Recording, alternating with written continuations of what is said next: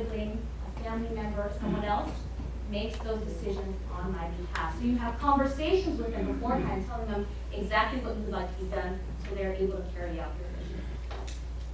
This is not part of the trust. This is another subject. Well, that's a good question. She said, is that part of the trust? And that's the next slide here. So the powers of attorney are separate from the trust itself, but it all comes in an estate planning package. So if you do have a living trust, what I would ask is go home today, look at the purple sheet, and then flip it over to the Elder Law Services Trust package, and compare this list to your own living trust to see, do you have the trust with the latest Medi-Cal provisions? Do you have a certificate of trust, which is used to fund all of those financial assets? A comprehensive transfer document and pour-over will, which are backups for you.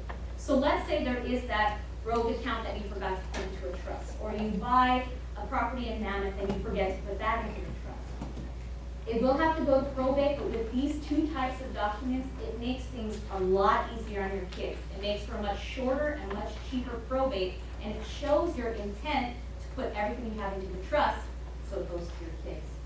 And we also have those two powers of attorney, one for finances, one for health care, and the sister document that goes with the power of attorney for health care is the HIPAA release, which allows your family members to have access to your medical records in those situations where they would need to see your records to make decisions for you.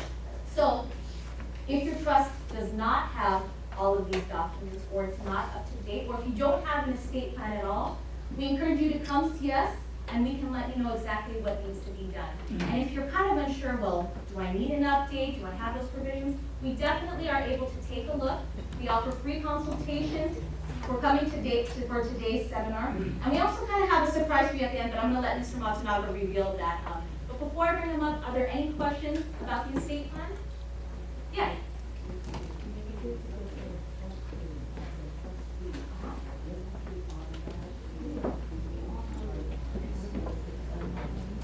Good question. She says, if I name my brother as successor trustee, can't he automatically sign checks for me? The answer is no. Because let's say your accounts are in trust. You typically are the trustee of your trust. Only the trustee has the right to do that. He's the successor. He's next in line.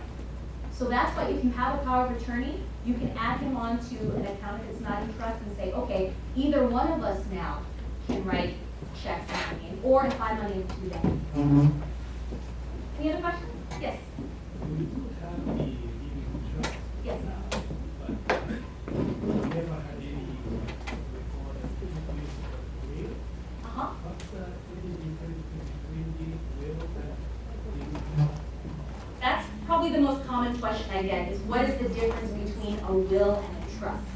So on TV, the average person has a last will and testament, and only the rich and the famous have living trusts. But that's a really common misconception. So they're similar in the sense that they're both able to dictate your wishes after you're gone, but the key difference is if you own a home, if you own any real property, you need a trust. A will not be enough. If you have a trust, you don't need a will. Even So if I have a trust, do I need a will? Any good estate plan will have both the will and the trust. The will is called a pour-over, meaning, again, anything in my estate that's not already in my trust pours over into my will so that it goes to my beneficiaries. Yes, sir. If you have property, let's say in Japan, China, or another state, is that a problem with our system? We're talking about out-of-state or out-of-country property. So there's two different answers. A living trust made in California will work anywhere in the United States. So if you have property in Hawaii, Nevada, any other place, that can be put into your trust to be distributed. Now, foreign properties like Japan, China, anywhere else, you'll have to speak to an attorney in that country because they have different laws. Now, yes?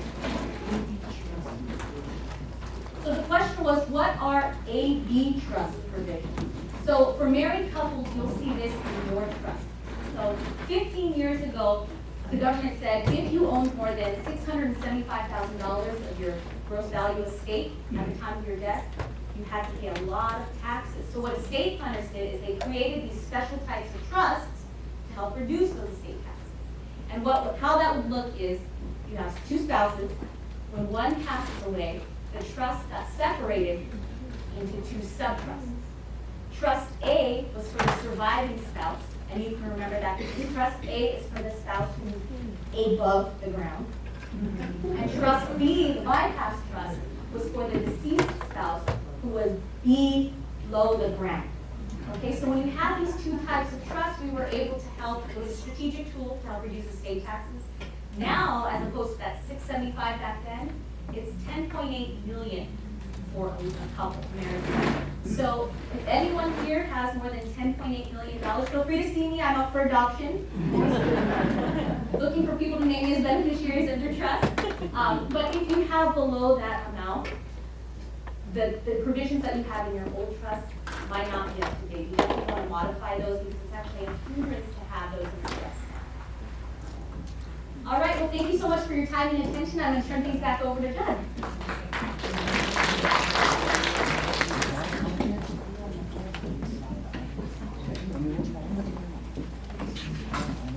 Just a couple more minutes, we're going to raffle off tickets for trust. I think I mentioned I'm 58 years old, and in 42 years I plan to be 100. And a few years ago, I had a little heart thing where I get this chest pain and run down my left arm. I was running out of breath, like flying steps, and told some doctors in my golf group, and they said, "You better go get a checkup." And so I went to the doctor, and he did a treadmill and then an electrocardiogram, I think. And he said the results came back abnormal, so I had to go to the cardiologist. And went to the cardiologist, and they shot some dye into my veins, got on the treadmill, and then went through a EKG. And when I was in the dressing room, changing, the doctor talked to my wife, and he told her that it's going to be a few days before you get back your results. So in the meantime, keep your husband eating very light, very healthy meals. Don't give him a lot of chores around the house. And above all, don't monku. So on the drive home, my wife was very silent, and I kind of broke the silence, and I looked at her and I said, "What did the doctor say?" And she looked at me very sad, and she said, "You're going to die." So I'd like to introduce my wife, Leslie. Could you stand up?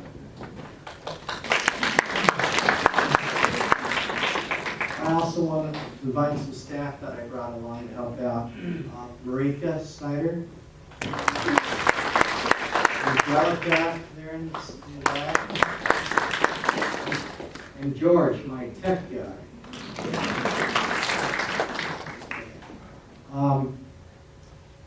Somebody asked if we're going to have a question and answer. And I think during the presentations, each speaker has had their own. So what I'm going to just say is a lot of you want to have the route so you can go home and do your things. So Andrew and Stacy, you'll agree to stay after to answer everybody's questions. Okay? I guess we'll have the route now. Do you want to help me? Oh, Mr. Matsunaga, may I Yes. ask a few questions? I'm sorry, I came a little late, and I facilitate the Alzheimer's Caregiver Support Group, and some of the members had questions. I came a little late, like 10 minutes after you started. May I ask a few questions? Or do you want me to wait till the very end and talk to you personally? I think it'll help everybody here. Okay. We'll try. And you may, and you know, I have been hearing all of this, but one thing is, you did mention when to go to court to have assets of the sick spouse, the one who's ill, given to the well spouse, all transfer it over to the well spouse, so that the spouse who's ill will have nothing and can qualify for Medi-Cal.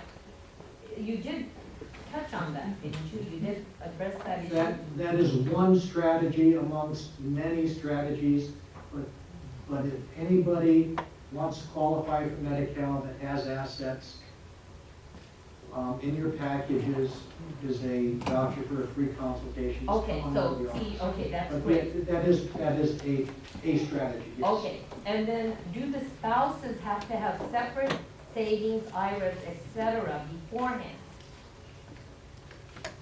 Can everybody hear what Can you you're hear me? asking? I can speak louder, I have a loud. Medi-Cal It's what they call a needs-based program. You have to qualify, as opposed to Medicare. Medicare is called an entitlement, okay? You turn 65 as an American citizen, you can be a multi-millionaire, you're entitled to Medicare. Medicare will pay for hospital stays, but Medicare will not pay for long-term care. Medi-Cal is a program that will pay for long-term care, but it's not an entitlement. You must qualify. They have very specific rules. I believe those rules are in your package, but if you're a single person, you're allowed to have $2,000 plus exempt assets. If you're married, the ill spouse can only have $2,000. The at-home or the well spouse can have just over $119,000 plus exempt assets. If you have more than that, whether it's IRAs or stocks or CDs, come into the office. Everybody's got a different financial circumstance, and we'll help guide you. And that's what those free consultations are Okay, I have two more questions. for. Okay? Are nursing homes facilities for Medi-Cal patients the same as Medicare or private pay patients? Okay, that's a good question. 95% of the nursing homes, convalescent hospitals, rehab centers that you'll see around town are all licensed Medi-Cal facilities. In order for Medi-Cal to pay for your long-term care, you need to be at a licensed skilled nursing facility, SNF or SNF. There are private pay facilities only, but those are generally in Beverly Hills or Newport Beach or Palm Springs. But the ones around here, all the Catos, the Hollenbecks, they're all licensed skilled nursing facilities. Okay, one last question. Okay, Can Medi-Cal be used for in-home care or small private sick-patient homes? okay. What she's talking about are, there are different levels of care. You don't go from home necessarily directly to a skilled nursing facility. There might be retirement home, assisted living home, board and care before you get to the skilled care. Okay? Medi-Cal will only pay for skilled nursing homes. Now, you might say that you've got a waiver program for a friend that you know at assisted living. There is something called an assisted living waiver. But you first have to get the Medi-Cal, same rules apply. And if you're at home and you're slowing down and you need more help cooking, cleaning, bathing, etc., you're not ready for a nursing home, that's when you need to look at in-home supportive services. That's a county program. They don't pay, or they don't send anybody out to your house to help do caregiving, but they'll send you money. And again, you first have to qualify for Medi-Cal. We can help you with that also. Thank you for those questions. So just kind of summarize some of the benefits that using our services we can do for the community. And with that, I'm going to say any other questions will reserve to the attorneys afterwards. You come talk to me. I've got to put these tables back together, so I'll be around. Very good. The grand prize is the iPad or the TV choice, okay? But before the grand prize, we're going to give out some Murray calendar ties. Everyone wants Murray calendar. So, Reverend, will you do me the honor? He's an honest fellow here. This is for the grand prize.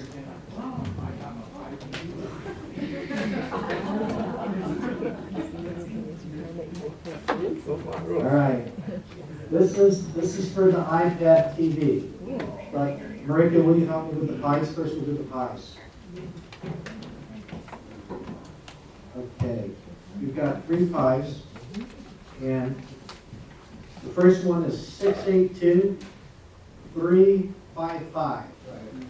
Oh, gentlemen in blue.